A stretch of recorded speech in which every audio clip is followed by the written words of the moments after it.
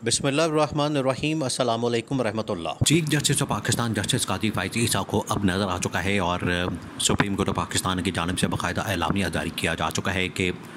कादी फ़ाइज़ ईसा 25 अक्टूबर को रिटायर हो जाएंगे। 25 अक्टूबर को उनके एजाज़ में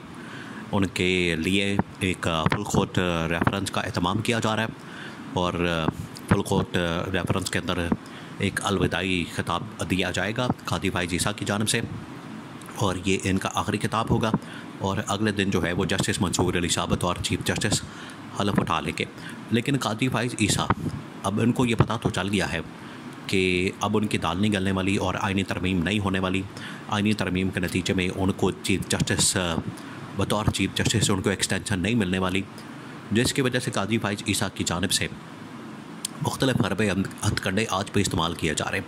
एक तो जाते जाते उनकी जानिब से बड़ी वारदात डाली जा रही है। दूसरा ये कि तकरीबन को 10 के करीब जजेस ने ना सिर्फ जस्टिस मंसूर अली शाह की हिमायत कर दी है बल्कि उन्होंने इमरान खान की भी हिमायत कर दी है। और इस तरह से कि मखसूस नशिस्तों का जो फ़ैसला था वो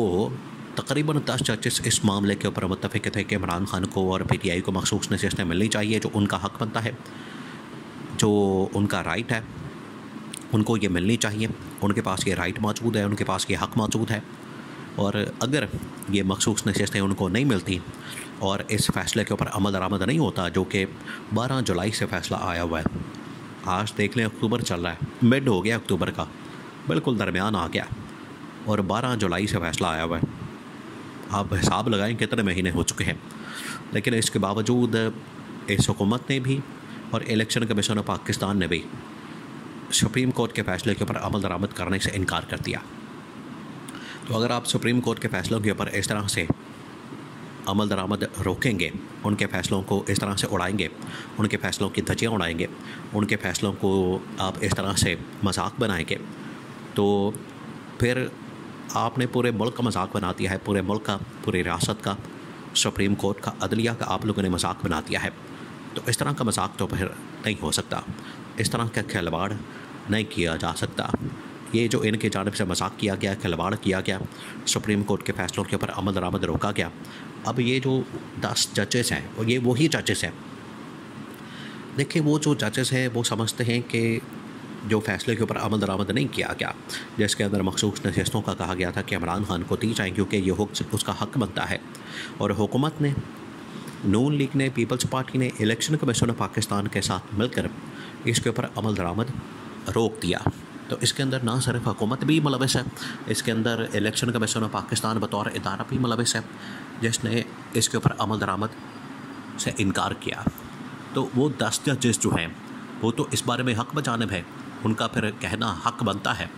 कि वो ये कम से कम ऐलान करें, इस बात का ऐलान करें या इस बात के ऊपर कम से कम अपना नुक्ता नज़र पेश करें कि क्यों ये अमल दरामद नहीं हो रहा। और इस फ़ैसले के ऊपर अमल दरामद में सबसे बड़ी रुकावट एक अंदर भी मौजूद है सुप्रीम कोर्ट के, वो है कादी फ़ाइज़ ईसा। कादी फ़ाइज़ ईसा ने जानबूझ के सारी पिछले 6 महीने से इस तरह की मैनिपुलेशन की है, गेमें डाली हैं कि हुकूमत को किसी तरह से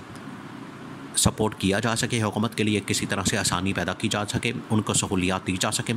और इमरान खान के ख़िलाफ़ केसेस और मुकदमात और इमरान खान के ख़िलाफ़ जो फ़ैसले हैं वो सुनाए जा सके। तो ये पिछले 6 महीने से नज़र आ रहा है। अब जो 10 जजेस हैं उनको पता है कि हमारे फ़ैसलों के ऊपर अमल दरामद ना करके इन लोगों ने तो हमें थप्पड़ मारे हैं, इन लोगों ने तो हमें चपेड़े मारी हैं, इन लोगों ने तो हमारे फ़ैसले का मजाक उड़ाया है। वो 10 जजेस, अब इसके अंदर क्या हो रहा है, जब कादी फ़ाइज़ ईसा के अलविदा के लिए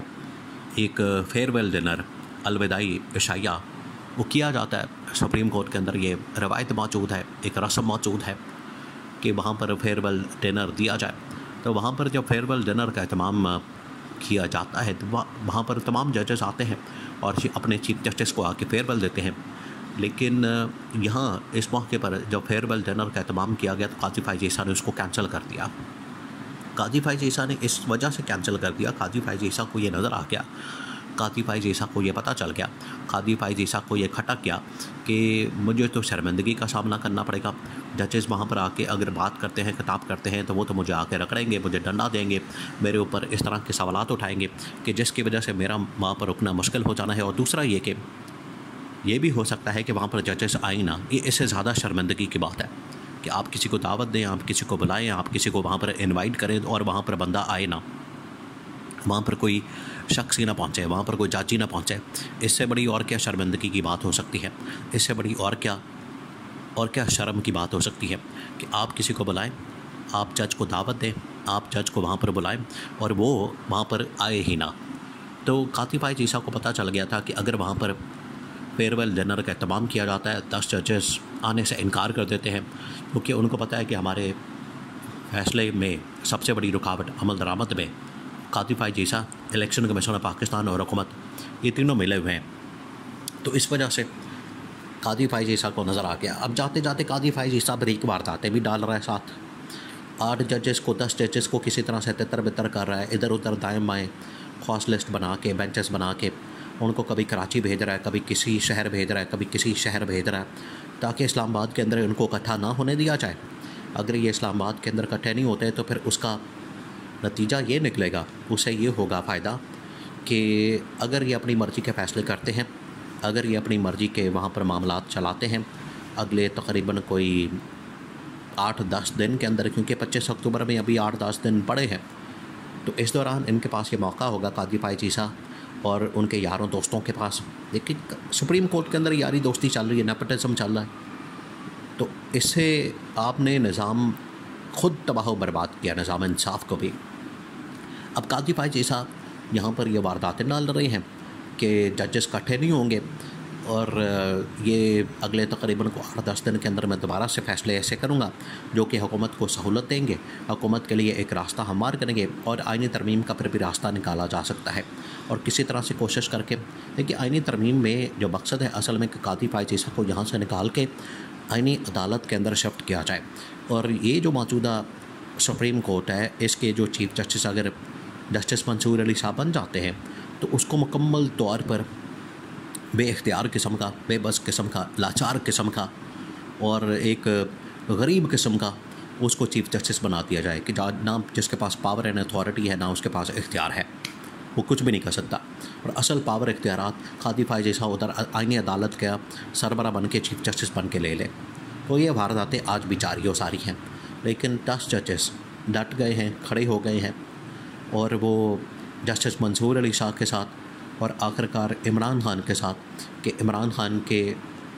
फ़ैसलों के ऊपर उसके जो हक़ में किए जा रहे हैं उन पर अमल दरामद होना चाहिए और जो पाकिस्तान में इंतकामी कार्रवाइयाँ की जा रही हैं जिसमें अदलिया मुलविस है उसको हर सूरत में रोकना चाहिए।